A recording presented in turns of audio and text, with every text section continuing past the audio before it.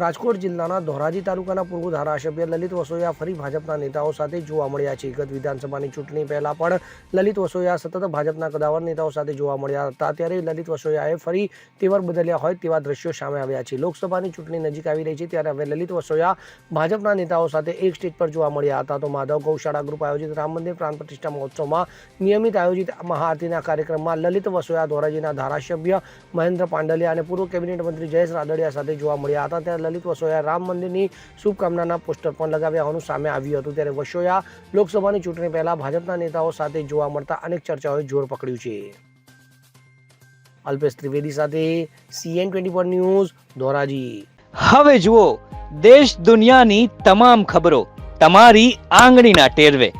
ઉઠાવો મોબાઈલ અને Google Play Store પરથી ડાઉનલોડ કરો અમારી CN24 ન્યૂઝ મોબાઈલ એપ.